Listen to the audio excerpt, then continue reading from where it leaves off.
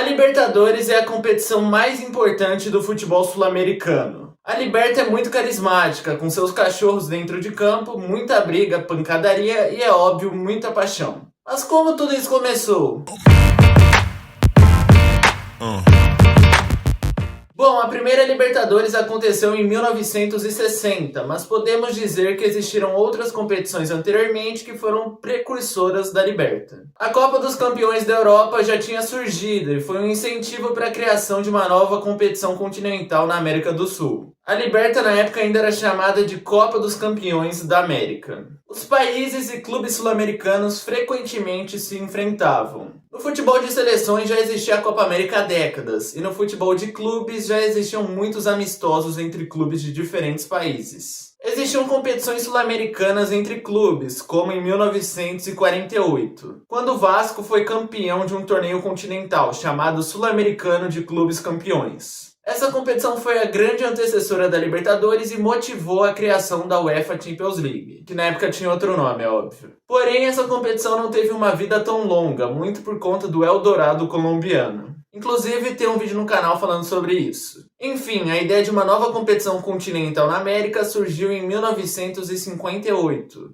A UEFA foi até em um congresso no Rio de Janeiro para propor a ideia de um Mundial de Clubes. Mas antes disso, uma competição continental na América deveria ser criada. Porém, os uruguaios foram contra a ideia, pensando que essa nova competição tiraria um pouco do brilho da Copa América, um pouco da importância da competição. Na minha opinião, isso não fazia muito sentido, porque o futebol de seleções e clubes são muito diferentes, mas tudo bem. Um ano depois, a resistência uruguaia acabou e a Copa dos Campeões da América foi criada em um congresso em Caracas, na Venezuela. E a Conmebol, como chefe do futebol sul-americano, organizou a nova competição. A primeira edição do torneio aconteceu em abril de 1960. Os últimos campeões nacionais de 7 países da América participaram da competição. Como o Brasil não tinha um torneio nacional, a CBD teve que criar um novo torneio, chamado de Taça Brasil, que em 1959 foi surpreendentemente conquistado pelo Bahia, derrotando o Santos do Pelé. Os outros participantes foram Jorge Wilstermann da Bolívia, o Milionários da Colômbia, o Olímpia do Paraguai, o Peñarol do Uruguai, o San Lorenzo da Argentina e, por fim, o Universidad do Chile. O primeiro jogo da história da competição foi entre Peñarol e Jorge Wilstermann, e os aurinegros uruguaios venceram por 7-1.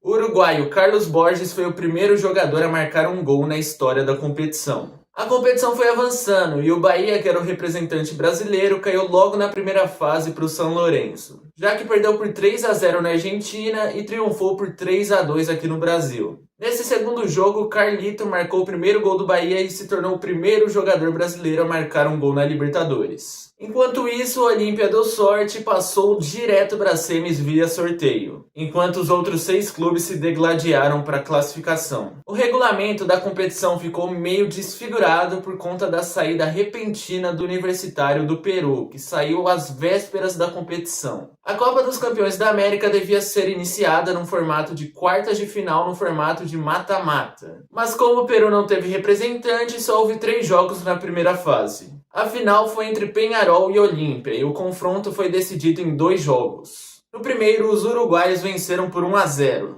e na volta houve um empate de 1-1. O Peñarol se tornou o primeiro campeão da Copa dos Campeões da América e, para coroar ainda mais essa conquista, teve o artilheiro da competição, que foi Alberto Spencer. O primeiro clube brasileiro a conquistar a competição foi o Santos de Pelé em 1962. Porém, com a constante violência e roubalheira em favor dos outros clubes sul-americanos, os clubes brasileiros começaram a meio que desprezar a Libertadores. Então, os argentinos e uruguaios dominaram o cenário sul-americano por um bom tempo. Não necessariamente porque eram melhores, e sim porque sabiam utilizar estratégias meio sujas, como a pancadaria, provocações e cera ao seu favor. Em 1965, a competição ganhou o nome de Libertadores em homenagem às pessoas que libertaram a América dos colonizadores, como Simón Bolívar e José de San Martín. E apesar de alguns episódios polêmicos, como a final da Libertadores de 2018, que aconteceu no Santiago Bernabéu, em plena Espanha, que foi o país que colonizou quase todos os outros países americanos, mesmo com isso, a Libertadores conseguiu criar uma identidade muito boa para o futebol sul-americano. E graças a ela, o futebol daqui é muito folclórico, contando com muitos episódios loucos e marcantes. Bom, meu nome é Matheus e se você gostou do vídeo eu peço que você deixe seu like, que vai ajudar muito na recomendação do vídeo.